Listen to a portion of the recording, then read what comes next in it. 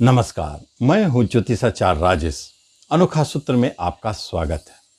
आज मैं अनोखा सूत्र में एक ऐसे सूत्र की चर्चा करने जा रहा हूं जो ज्योतिष में बहुत ही महत्वपूर्ण हो जाता है, क्योंकि जब भी गोचर मंडल में गोचर करते करते ग्रह अपने वक्र स्थिति में जाते हैं तो समझ में नहीं आता कि इस समय क्या फलादेश की जाए या ग्रहों को कैसे रीड किया जाए।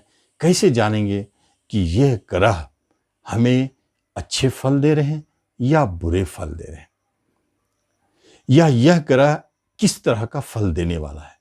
वक्री होने के मतलब को अगर समझा जाए तो जैसे आपके सामने एक कुंडली रख दी गई है और आपको कोई भी डिटेल नहीं दिया गया है, तो फिर आप कैसे पता लगाएंगे कि उसमें यह ग्रह वक्र स्थिति में है।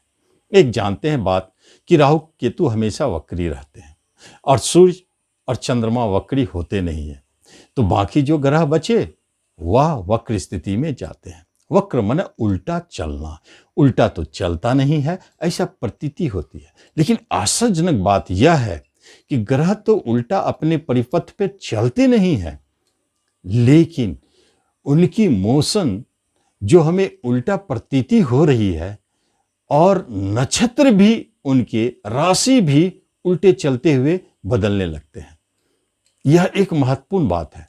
तो इसका मतलब है कि हम उसे ज्योतिषी में महत्व दे देते हैं।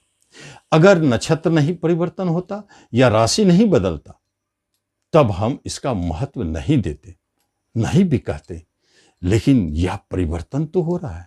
हम जान रहे हैं कि आपके जो भी ग्रह है वह उल्टा कभी नहीं चलता है, लेकिन ज्योतिषी में उसे उल्टा मान लिया जाता है और उसके उल्टा होने से, राशि बदलने से, नक्षत्र बदलने से उसके प्रभाव भी दिखने शुरू हो जाते हैं और कुछ ऐसे चमत्कारिक रहस्य इसके अंदर छुपे हुए हैं जो बताऊंगा, जो दिखना शुरू हो जाता है।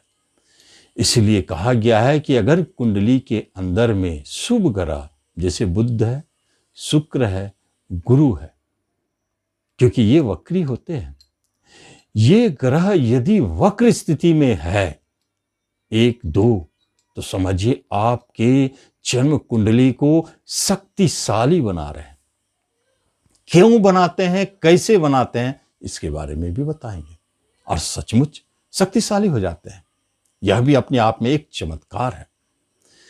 तो कैसे हम जानेंगे कि हमारे ग्रह वक्र स्थिति में है? मोटा मोटी एक बात जानिए, सूक्ष्म बात नहीं है, क्योंकि डिग्री अंश पर कुछ आगे पीछे होने के कारण कभी कभी यह बात झूठ भी हो जाती है, लेकिन मोटा मोटी देखा गया है कि यह सत्य साबित होती है 80%।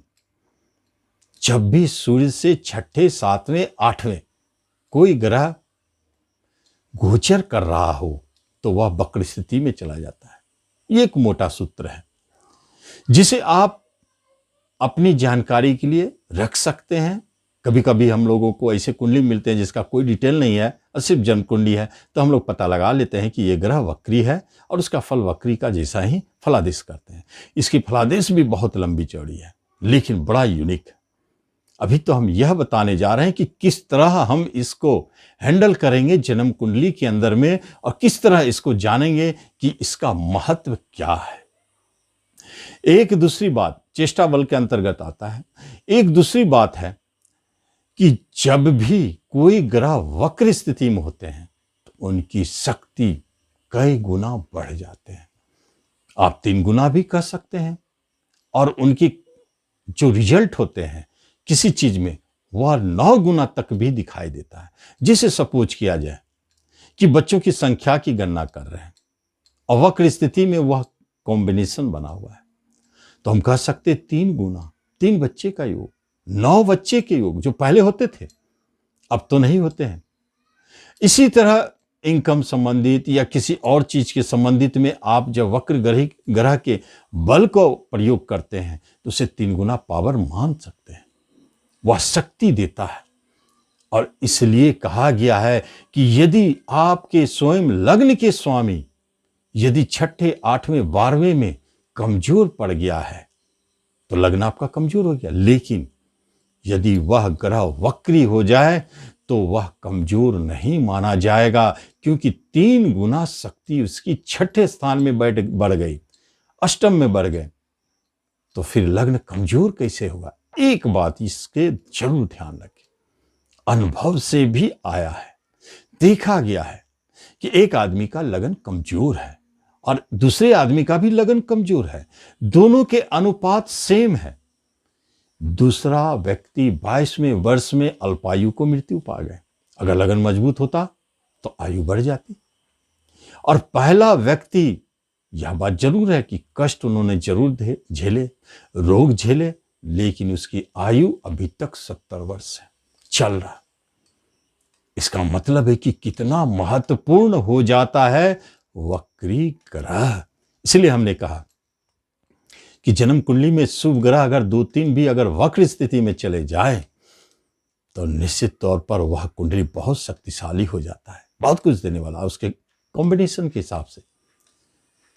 अब आगे हम बढ़ते हैं कि एक गुरु जिनकी चर्चा करने जा रहा हूं, गुरु की जो गुरुदेव बड़े ग्रह है, शुभ ग्रह है, और वो वक्र स्थिति में चले गए हैं, तो वह क्या रिजल्ट देंगे, कैसा रिजल्ट जन्म कुंडली के अंदर देंगे, कहां कहां उनका प्रभाव पड़ेगा, उनकी शक्ति कैसे बढ़ जाएगी, इसे जानना जरूरी है। तो कैसे इसे पकड़ा जाए।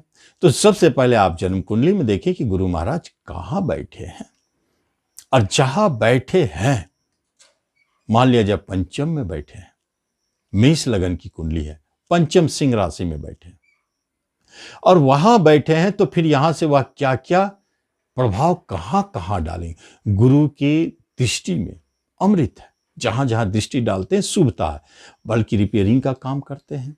जो ग्रह कमजोर है उसे मजबूती प्रदान करते हैं, जो ग्रह अशुभ है उसके अशुभता को कम करते हैं। बहुत सारे काम है। तो गुरु महाराज की दृष्टि पड़ गई कहां, आपके 11th हाउस में, भाग्य स्थान में और लग्न पर। अब देखिए यहां क्या होता है। हमने आपको कहा था कि वक्री गुरु अगर लग्न से छठे बैठे हैं, लग्न का स्वामी है, मान लिया धनु है और उसके स्वामी है गुरुदेव, और छठे में बैठ गए तो कमजोर हो गए। लेकिन वक्री हो गए तो फिर वह लगन कमजोर नहीं रहता, शक्तिशाली हो जाता है। यही रूल है यहां पर।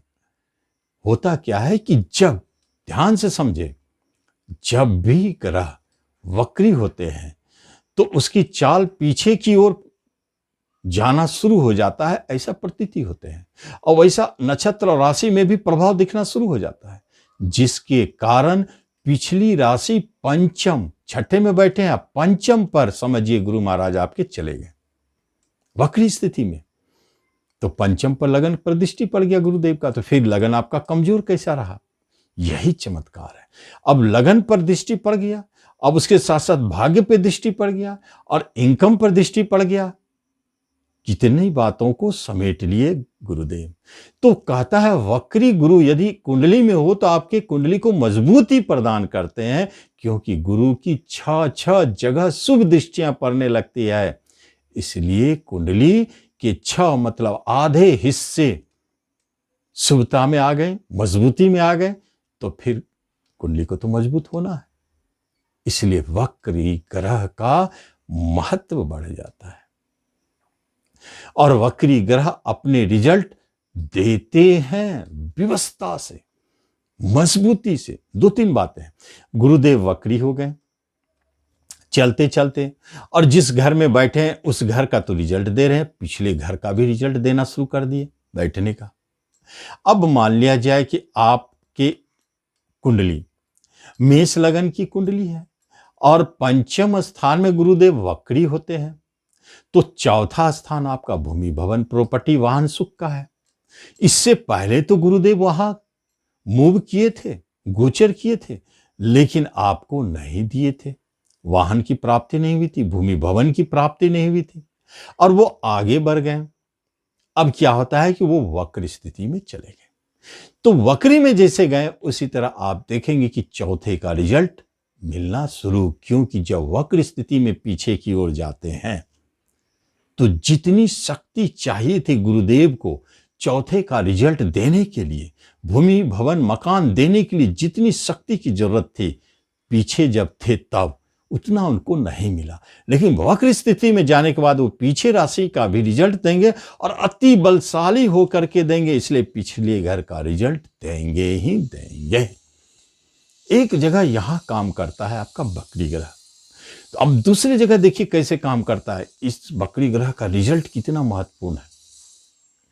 अब पंचम स्थान में गुरुदेव मूव कर रहे हैं और नियम कहता है कि जब गोचर में गुरुदेव पंचम स्थान में मूव करे चले तो संतान सुख की प्राप्ति होती है, उस शिक्षा की प्राप्ति होती है, शेयर मार्केट से धन लाभ की प्राप्ति होती है, गवर्नमेंट से कृपा की प्राप्ति होती है, प्रेम प्रसंग की जन्म होती है।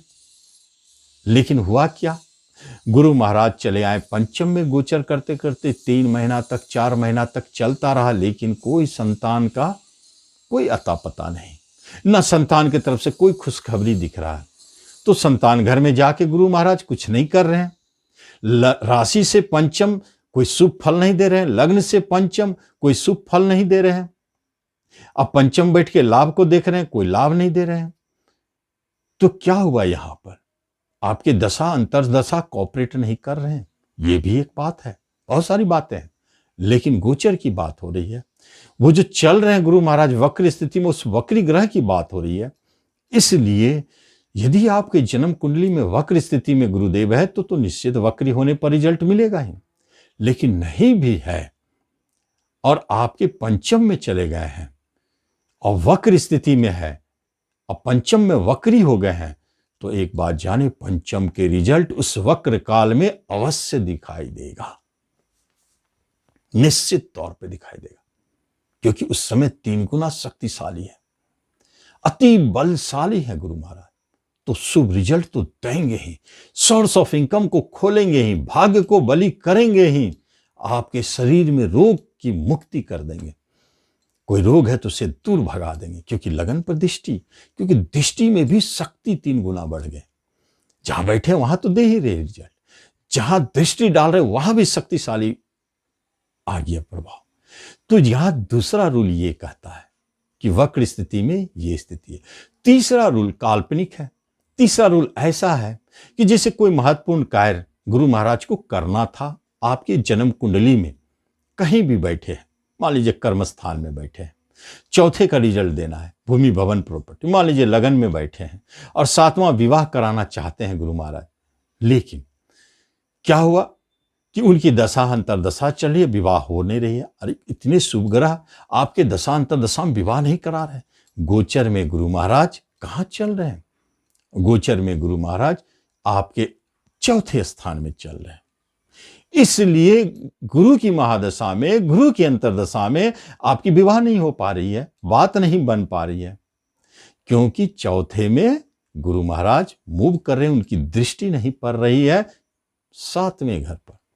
अब क्या होता है, जैसे ही गुरु महाराज वक्री होते हैं तो वो तीसरे घर का रिजल्ट देने लगते हैं और तीसरे में बैठकर सप्तम पर दृष्टि डालते हैं, उसका रिजल्ट देने लगते हैं और कई गुना शक्तिशाली रिजल्ट देते हैं, जिससे क्या होता है कि विवाह की सुख प्राप्ति होती है। तो कहते इतना दिनों तक तो दिया नहीं, अब लेकिन दे रहा है। इसलिए वक्रत्व का महत्व बढ़ जाता है। और जब गुरुदेव आपके जन्म कुंडली में वक्री है तो निश्चित समझ लीजिए आपके बहुत बड़े बड़े कार्य जिस जगह बैठे हैं, जैसे बैठे हैं, संपन्न तो करेंगे ही करेंगे, इसमें कोई शक नहीं है। वक्री ग्रह की इतनी महत्व, वक्री के बारे में पूरी एक पुस्तक लिखी हुई है। फलादेश उसके हर एक राशि पर अलग अलग होते हैं, उसके बहुत जगह पर बहुत अलग अलग प्रभाव होते हैं, लेकिन उसकी चर्चा नहीं हो सकती। लेकिन वक्र ग्रह के महत्व के बारे में मैं बता रहा हूं। अब यहां पर एक बात और बता दूं, जैसे चिकित्सा करना हो, मान लिया जाए कि आप रत्न पहनना चाहते हैं, तो जब भी गुरु महाराज आपके लिए शुभ है, मान लीजिए मेष लगन है, धनु लगन है, शुभ है आपके लिए, तो उस स्थिति में आप पुखराज पहनना चाहते हैं, भूलकर भी मत पहने। क्या होगा, एक तो ऐसे ही वक्र स्थिति में आपके जन्म कुंडली में है और आपने पुखराज पहन लिया, शक्तिशाली हो गए गुरुदेव, अति बलशाली हो गए और नेगेटिव प्रभाव देने, जैसे कहता ओवर एक्टिंग करना, कुछ बहुत ज़्यादा बढ़ जाना भी अशुभ है। तो उस स्थिति में आपके अहंकार आरे आने लगेंगे, आपके काम बिगाड़ने लगेंगे, आपके स्वाभिमान इतना बढ़ जाएंगे कि आपको किसी से बातचीत करना मुश्किल हो जाएगा। आपके व्यक्तित्व, आपके ज्ञान अहंकार में बदल जाएंगे, बहुत मुश्किल हो जाता है। इसलिए ऐसे जातक को भी वक्री गुरु है तो पीला पुखराज नहीं पहनना चाहिए। यदि मन है तो उपरत्न पहन सकते, उसमें इतनी पावर नहीं है। तो ये वक्र का महत्व है और इसका महत्व का आप जरूर लाभ लें। धन्यवाद।